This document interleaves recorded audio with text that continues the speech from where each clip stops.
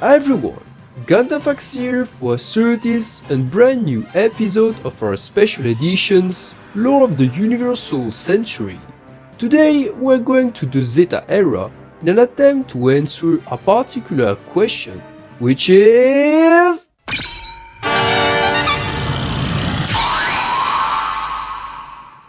Yep, in this video we're going to explore the history of the infamous pink crab, its mechanical aspects, hidden origins, all of that in order to shed some light on this unloved machine.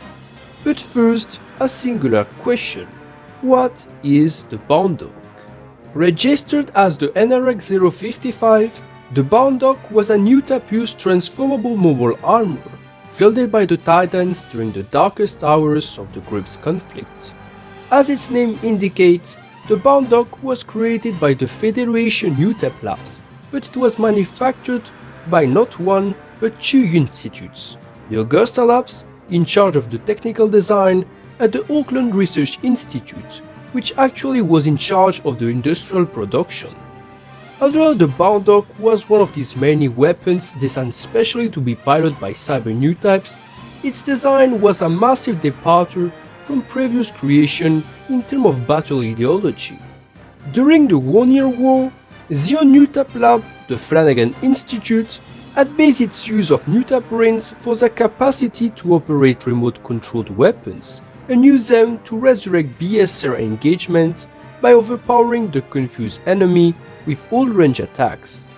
These had led to the creation of machines like the Brobro and its cable megaparticle cannons, or the Mnet with its dangerous long-range pits. After the 1 Year War, Axisians had continued this trend, which had led to the creation of, for example, mobile suits like the Tuschschwarz, and later the Kubele, and the development of funnels, which used the new type pilot to control a large amount of these funnels to bring the enemy to its knees in a matter of seconds. On the Federation side, their crude understanding of what the new type phenomena was had led to a different use of new types, and their use to pilot large overpowered machines with so many weapons and functions that a regular pilot would just pass out from the strain of operating such mind-breaking machine. These had notably led to the creation of mobile armors like the Psycho Gundam Mark 1 and 2, which just packed too much assets for an old-type pilot to even move around. In the Baund Doc, it was instead the adaptability of the new type brain which was put to honor, and to make maximum use of it, the mobile armor adopted a transformable design specially thought to take advantage of that. This transformable design enabled the pilot to switch at will between three modes. The first one, called On Form, was a loosely humanoid-shaped mobile armor, standing at 30 meters and dwarfing most contemporary mobile suits. In this form, the pilot could use a standard mobile suit and manipulator, and thus use a high-output beam rifle, a beam saber, a scattering beam cannon, and a large crushing claw to bring the opponents to its knees.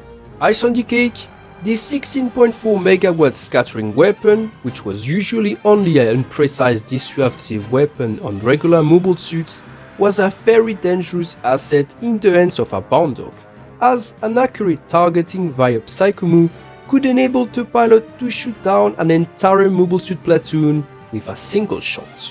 If the fighting mission shifted into a reconnaissance mission or required just more mobility and thrust, the Baund Doc could transform into a so-called crab form.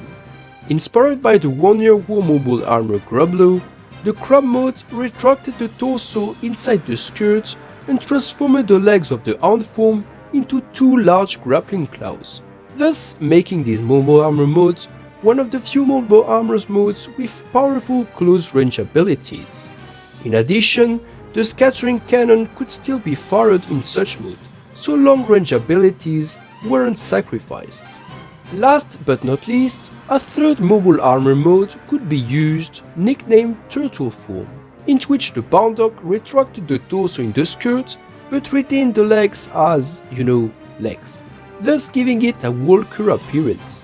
In that mode, the Baund Doc could fill the role of, a UC-ATST, and deal with local threats or ambush enemies inside colonies. With these 3 different modes, a new type pilot could use the Baund Doc Psychomove system to adapt to a lot of different situations and use its superhuman senses to assess a threat, shift into the most appropriate form, and quickly reshift into a more adapted form if all the vital stakes required so. As such, all these things made the Baund Doc a very impressive machine and a very creative one when it came to the use of the Psychomove. However, as always, it wasn't devoid of flaws. First of all, the Baund Doc suffered from a design flaw, which was that because of the large skirt and a bad thruster configuration, the arm struggled to regain balance and momentum when pushed around, something which proved fatal to Jared Mesa unit, who was unable to regain balance in time and crash exploded in the radish. But that's enough specs for today. Now let's get to the lore. When we think of the Baund Doc, we immediately think of Zeta, the Grips War, the Titans. However, mobile suits from this era often have origins tracing back to the 1 Year War, the Psycho Gundam being the descendant of both the Gundam Alex and the Zeong, being one of the primary examples. The Baund Doc doesn't make exceptions and initially appeared as a stupid side project from one of Zeon's thousands of abandoned projects. The Baund Doc ancestor was a machine known as the NRX-005G Land Combat Type, a ground hovering machine which fought in the ground campaign on Zeon's side. A double-seater machine, the Land Combat Type moved around like a dome thanks to its hovering skirts and had decent combat ability thanks to its missile battery and 2 large iron nails. If you have troubles understanding how that thing was to be used in combat, just think of it as a reverse SAMO. Both machines can hover at high speed on the ground, require 2 pilots to operate, and have their own missile launching capacity. But while the XAMO has amazing long-range combat capabilities thanks to its cannon, but no close combat abilities because yeah, you know the dino arms, the Land Combat Type has instead no close-range combat abilities, but terrifying close-range combat abilities thanks to its iron nails, because you know, the claw in your face are going to fake. About its deployment history, we don't know much since it was only mentioned in New Type War Chronicles. The Land Combat Type was allegedly completed in mid-UC-79, but wasn't fielded till October UC-79, where the 9th Army fielded it alongside 2 other prototypes, the Orchid and the Ferdinand, in an attempt to rescue the 6th Army in Russia. There, the landing type encountered the Earth Federation 23rd Ground Division and its prototypes, the gun tank belt drive and the gun cannon 2 legs type, and sadly, the Baund Doc progenitor did not survive the encounter. Now, the most interesting thing about this creature is its modern number, NRX-005G. Of course, G means ground use, but NRX-005 is the true jewel. Considering the regular Baund Doc, the NRX-055. This means 55th design proposed by whoever produced this NRX things, so the landing type would be the 5th design from the same manufacturer. Fortunately, we know who produced the NRX series, the Auckland Research Institute, one of the Federation high-spec think tanks introducing Zeta Gundam. Unlike the Murasabe Labs, retcon after Zeta Gundam as being former Flanagan Institute workers, or the Augusta Labs, loyal to the Federation during the 1 Year War, we never got the chance to know what was the Auckland Institute in its early days, nor even where did it came from. With the knowledge of the landing type being a Zeon machine and one of their first creation, we can now deduce that the Auckland Institute was probably a development department of Zeon Earth Attack Force, which was later absorbed in the Federation at the end of the 1 Year War. The only detail which can be bothering is if the landing type is indeed a Zeon machine, why does it use the NRX or even RX chain code at all, since it's a Federation model number? Well, there is an answer to this. The source which introduced the land combat type, New Type War Chronicle, recount the events with a point of view from UC-89. So what likely happened was that initially, the land combat type was codenamed EMS something or YMS something, but after Auckland was absorbed by the Federation, they started officially the NRX line, and so to have clean development lines or just to reference older models like this one for future development, it was renamed NRX 005G, something which happened quite a lot with these kinds of machines. Aside the land combat type, it seemed Xeon also had plans for a space version, the NRX 005B, which was designed for high-speed space combat. However, the war ended abruptly, and the only blueprints which survived were the ones of the G-type. For the next 5 years, the Baund Doc development entered a sort of stasis, until an unexpected event happened. In UC-85, Anam Electronics had managed to complete the Marasai predecessor, the RX-107 Rosette, and to validate the model for formal adoption by the Federation forces, multiple models were ended, with one of them being assigned to the Titan's test team. At that time, the field engineers of the Compay Arsenal were working on new ways to achieve self-sustained atmospheric re-entry for mobile suits, as previous means, the heat-proof field and the widespread balloon system were considered respectively too costly and risky to real-life combat, with the goal being to enable atmospheric re-entry in battlefield situation. The Compay Arsenal took the Rosette, mainly because of its movable frame, to be the core unit of a new mobile suit armored base. In October UC-85, the engineers officially presented their answer to the atmospheric re-entry problem, the MSA known as the Tier 4 Dandelion. An impressive machine, the Dandelion was presented as a high-performance mobile weapon, capable of accomplishing a wide variety of roles with its different forms. The first form, which I'm going to call the chicken form, transformed the Dandelion in a towering mobile suit, offering high maneuverability in space, decent versatility, and the opportunity to grab and crush enemy units in its legs chicken claws. The second form, instead of the Dandelion, converted into a mobile armor form inspired by the Bygro, and gave it similar abilities including grabbing claws, high-speed cloaking device, avoiding ship detection, and prolonged operation in space. The third form had the Dandelion transform into a sort of shuttle, capable of being used as a subflight system by allied mobile suits, but more importantly, capable of re-entering atmospheric layers on its own. Now, it's important to note that the Dandelion wasn't a transformable machine in the sense that, unlike regular transformable mobile suits like the Zeta Gundam, it could not transform then retransform when it suited the pilot.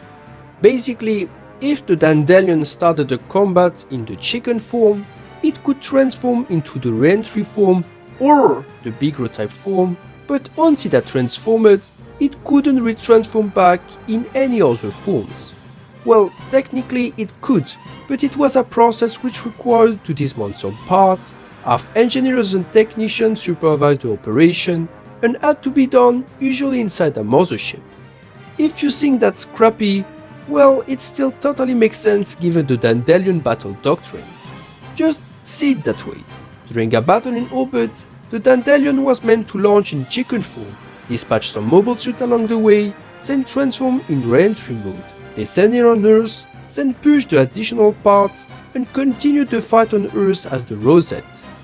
If the battle shifted in space or the Dandelion was unable to re-enter atmosphere, it instead would transform into the Bygro form and either engage at enemy cruisers, either retreat. In the end, the Dandelion was tested by the Titan's test team, who concluded that, while fancy, it wasn't the game changer it was supposed to be. Later, the Dandelion line continued through the Dandelion 2nd and the Rapscutter, but it's not this line we are going to explore. At that time, the Auckland Institute, which had recently started working with the Augusta Labs, learned of the existence of the Dandelion and became interested in it, notably in its micro-type mobile armor mode. Soon, they requested access to the machine blueprints, a request which was granted by the Compay arsenal and enabled them to gain data on the machine. With these blueprints, they brought the land combat type design out of the naphthalene and mixed them, thus creating a transformable mobile armor, the Baund Doc.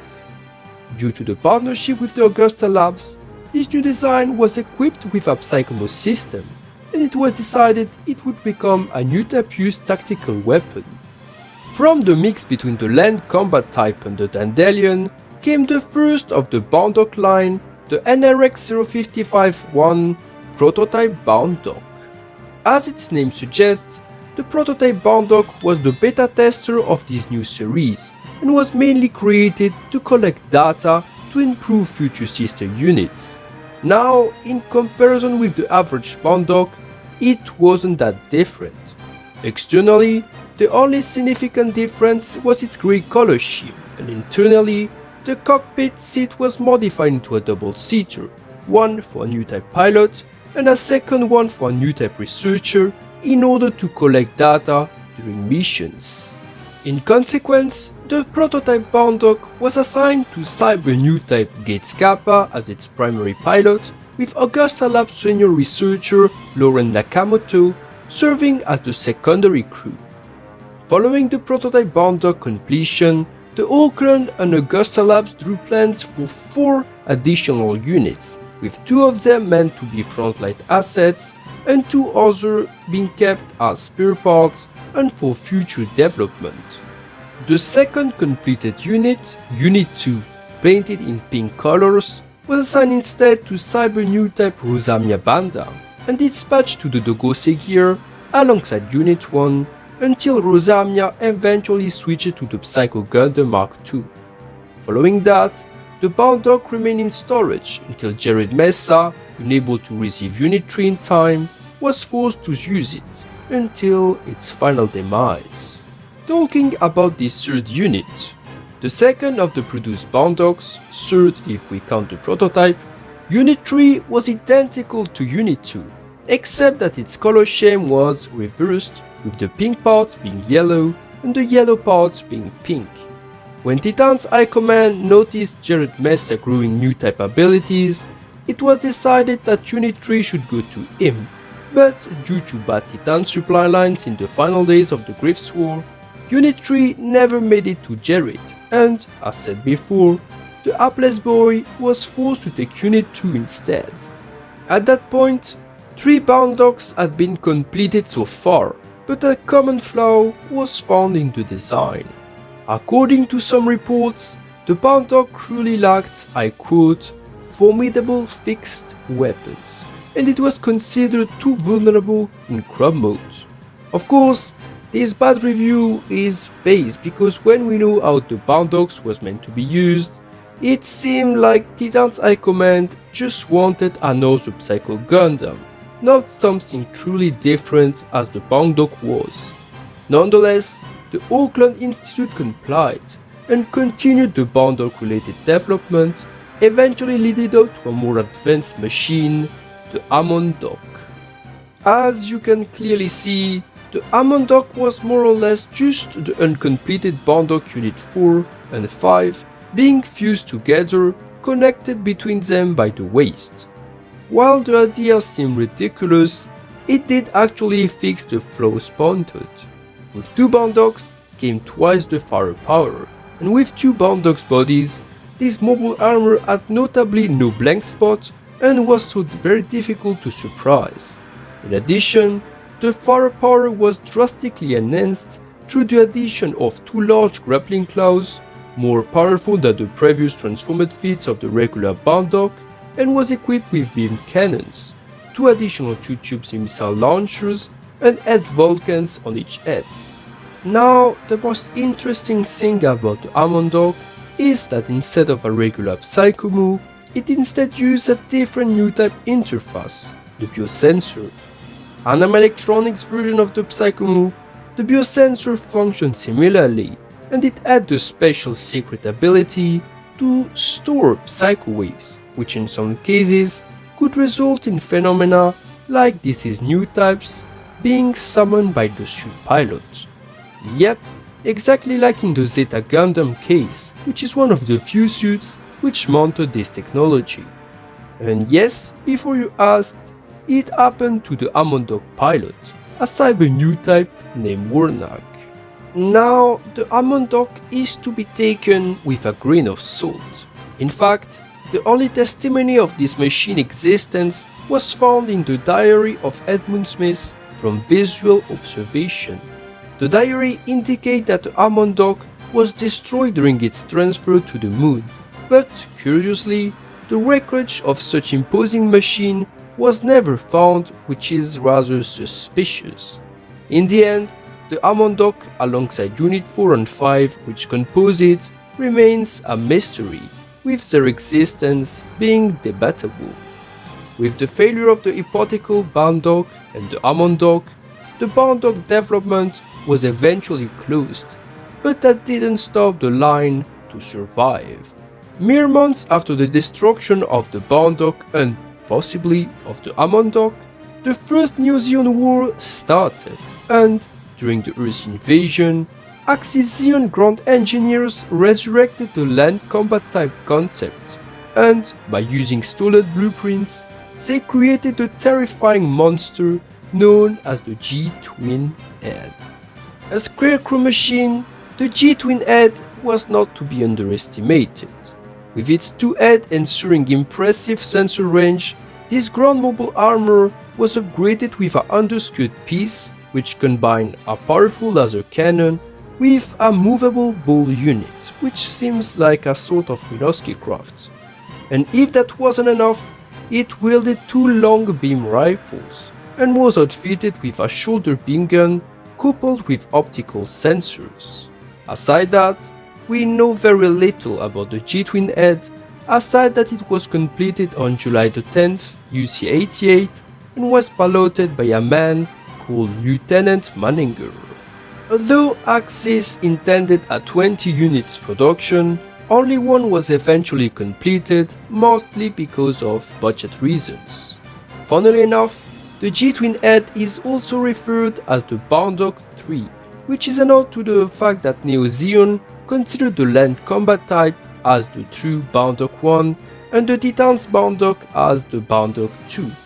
Some sketches about a Baund Doc 3 resembling a G-Twin Head with only one head does exist, but unlike the Twin Head, no backstory was ever given, and it is to be treated as an alternative design for the regular Baund Doc, or at least a lost blueprints from Axis Zeon when they worked on the G-Twin Head. After the G-Twin Head demise, official Baund Doc related development ceased entirely, but unofficially, the mobile armor legacy continued to live on. Remember the Baund Doc Unit 3? Well, that one was disassembled, but the parts ended up going in many different directions. The upper body, including the skirt, was recovered by Titan's remnants, who brought it to Mars, where they pledged allegiance to ReZeon. With only the upper body at hand and in need of mobile worker, ReZeon used the parts to create a civilian working machine, the ReBaund Doc. Connected to a Martian hover truck, the Baund Doc parts formed an effective mobile worker, capable of hovering under Martian gravity and with working capabilities thanks to its new pincher and crane end. Due to the Baund Doc movable frame, the ReBaund Doc was able to transform in an actual crane truck, which made it fit for construction purposes. Fun fact, the ReBaund Doc cockpit was moved from the torso to the overpart, so that thing was piloted like a truck and not like a mobile suit. In the hands of Mars Zeon, the Baund Doc would go to work alongside also repurposed mobile suits, the Nombrabi and the Lozak, seemingly redeeming Unit 3 from being a murder machine. Or so it would seem, because remember, that was only the upper portion which they recovered. At the end of the First New Zeon War, the Federation forces had captured Queen Mansa, and the New Type Labs charged to examine the unit, upgraded it with data from the Psycho Gundams and internal parts from Baund Doc Unit 3. This resulted in the creation of the HMX-000 Nocturne, which development was supposedly carried by the Hong Kong labs. The Nocturne was then assigned to Londo Bell and put in the hands of Cybernew-type Juta Kazama. But in UC-90, an engagement against Sharp prototype Geradoga, resulting in the loss of the machine, despite having put Char in difficulty. Aside the parts used in the Nocturne, some other parts, such as the feats, survived the early UC-90s, and in UC-94, Project Chimera, which developed the Byarlant Custom by using all Titans mobile suits, ended up using these feats for the Byarlant Custom Unit 1.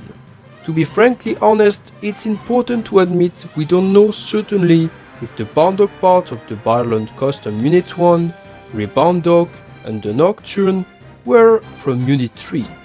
But with Unit 1 being missing in action, Unit 3 destroyed in an explosion, it's likely they came from Unit 3. And if you acknowledge Unit 4 and Unit 5, it cannot come from them since the Amon Doc used the World 2 units. Last option would be spare parts, but honestly, an entire Baund Doc torso seems too much for spare parts, and honestly, such costly prototypes would only have few spare parts, if not any, for obvious peculiar reasons. Bonus, the Byarlant Custom Unit 2 doesn't use Baund Doc feats, so if the feats of the Custom Unit 1 came from spare parts, they would have likely have Baund Doc feats for Unit 2. Now, if you think this was the end of the Baund Doc, boy, you would be mistaken. Fast forward in UC 169, a Baund Doc internal frame, probably recovered from the wreckage of Unit 2, was scavenged by a group of delusional idiots from Site 3 who claimed to be the rebirth of Zion, Zabizion. Zabizion combined this Baund Doc chassis with a much more recent mobile worker, the Sandwich, thus giving birth to a new mixed build named Sandoc. Thanks to the Sandwich part serving at its right hand and the Baund Doc original mechanism, the Sandoc was able to transform into its own mobile armor mode, which greatly resembled a stag beetle, notably because of the insectoid legs which came from the Sandwich parts. Fun fact, this beetle form was intentional, and it was notably meant for intimidation purposes because most space noids at the time had never seen what insects look like in real life.